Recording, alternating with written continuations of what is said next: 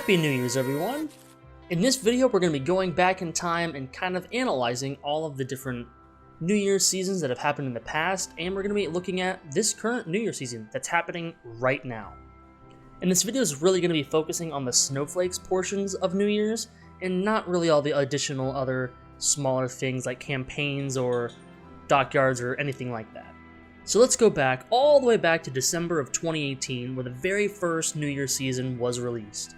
And that was the first time we were able to look and see that we could earn rewards for playing ships and winning battles in each of our tech tree ships, special ships, and premium ships. For this initial year, Wargaming was extremely generous in the rewards that you could get for each of your ships, especially compared to today's standards. For example, you could go all the way down to tier 2 for your special or premium ships and earn coal, and then obviously go all the way up to tier 10. With tiers 8 through 10 earning 200 steel per win. And then on the tech tree side, it was still extremely generous with the steel, with tier 9s and 10s earning 50 and 100 steel respectively. To earn all of your rewards, you had one patch update to do it, from 0.7.12 to the release of 0.8.0, which in total resulted in being 42 days to accomplish all your snowflakes. So just from the rewards perspective, this was a really strong start for the event from Wargaming. They were extremely generous, with the rewards being really high. And there was also arguably some variety in the playstyle that you could do, because you had different rewards for both your premium ships and your tech tree ships. Then fast forward 1 year to 0.8.11, or New Year's for 2020. And this update, when compared to the last year's update, for New Year's specifically, was kind of a bust. It had seen a large drop in the reward system, even though it did simplify a lot of things in returns of how you accomplish your snowflakes. For instance, it removed the style that you had either tech tree or special premium ships to play, and instead just made all ships get the same reward regardless of what type of ship that it was, and instead just went with the tier system only. Before those higher tiers, you saw a large reduction in the amount of steel that you earned, and for tier 10, they swapped out the steel reward for Santa's gift container rewards. And players had from the beginning of 0.8.11 to the beginning of 0.9.0, which was a grand total of 33 days to accomplish all of their snowflakes, which in comparison to last year was a reduction in the amount of time players had to finish their snowflakes. And then there were other reasons that players had to dislike this patch update for New Year's event, but no, I am not going to be talking about you, go away. We're moving on to the next year. Sorry about that, really dodged a bullet there. So we're moving on to update 0.9.12. This update came out in December of 2020, and this actually saw some quality of life improvements, even though the overall reward structure did not change from the previous year. For instance, the reward structure remained the exact same, with the amount of steel and coal and gift containers that you received for the different tiers remaining the exact same compared to the last year, but there were some things that were updated to make things just a little bit nicer. For instance, this was the year where actually you had 2 patch updates to complete all of your snowflakes. Players had from 0.9.12 to the beginning of 0.10.1, which was a grand total of 58 days, so a great increase in the number of days that players had to do all of their snowflakes to play all of their ships. Then on top of that, Wargaming also allowed players to have 2 different criteria for how they actually accomplish those snowflakes. In the previous years, you had to get a win in the ship to actually blow off the snowflake. But in this year, you either could have a victory, or you could earn 300 base XP to knock off the snowflake.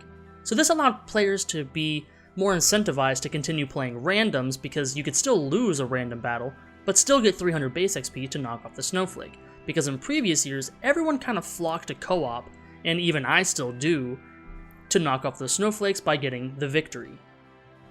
So now fast forward to the present day, because right now the New Year's event for this coming New Year's is actually going on right now. One of the things Wargaming did to update the New Year's system is actually to shift forward the timeline as to when snowflakes start. In the past, snowflakes have typically started in December, but now they've actually started in November. Update 0.10.10 was released on November 10th of 2021, but the actual snowflakes started 7 days later on November 17th. But besides the shifted forward timeline of when you complete the snowflakes, this year we're seeing a really good improvement to the reward system, both in rewards received and the variety in what you can actually get for completing the snowflake. For instance, there was a really good boost to the amount of coal that you receive for tiers 5 through 7. Now, the steel amount didn't change for both tier 8 and 9, but they did also update the reward structure for what you received at tier 10. Like I mentioned the past 2 years, typically tier 10 has been reserved for a Santa's gift container, but this year they're shifting the model. Now you're actually receiving New Year's certificate. So here's what you can get with those New Year's certificates. Now you can actually trade them for different quantities to get different size rewards. You can still get the Santa's gift container for 1 gift certificate, making it equivalent to the past few years, or you can trade 3 of your gift certificates, your New Year's certificates, for a big container in the armory. And then lastly, you can trade 5 of your New Year's certificates for a mega Santa container. This change to the tier 10 reward structure I think is a really good improvement over the previous years, because no one really kind of cared about the Santa's gift container just because of how low the odds were of you getting ships and high value items. So now Wargaming is allowing people to trade in those New Year certificates for different size rewards, depending on what you want and what you put value in. And because of this year, we're actually going to have odds assigned to those containers, so you can gauge what items that you want or what items that you are more likely to get based on those published odds. The one thing that's still kind of up in the air is actually how many days we have to actually complete the snowflakes. Because as of right now, we're not sure as to when 10.12 will actually be released, which will mark the end of the snowflake earning period. By my calculation, that gives us until January 12th, or 56 days in total from the beginning of the snowflake period, or we could have 63 days if they decide to push the 0.10.12 update to January 19th, which both are Wednesdays, and that fits the timeline of updates that Wargaming has done in the past. So I would love to know what you guys think about this update compared to the previous years of New Year's. Because for my opinion, I think that this next New Year's season is actually a really big improvement in a lot of ways, and they've been slowly tweaking it and improving it over the years. Even though the very first event, the New Year's event back in 2018, feels like the best one because it has so much steel and so much variety. But a lot of quality of life improvements have been made since then, and a lot of variety as far as what kind of containers that you can receive from those tier 10 New Year certificates. So let me know what you think. What did you value more? Do you not even care about the certificates and you wish that you just had more steel? Or do you like it? Is this the system that you hope continues going forward? Let me know. I'd love to hear your thoughts. But I'll end it there. I hope everyone had an amazing Thanksgiving and safe travels, and let's enjoy this upcoming New Year's season. Have a good one, guys.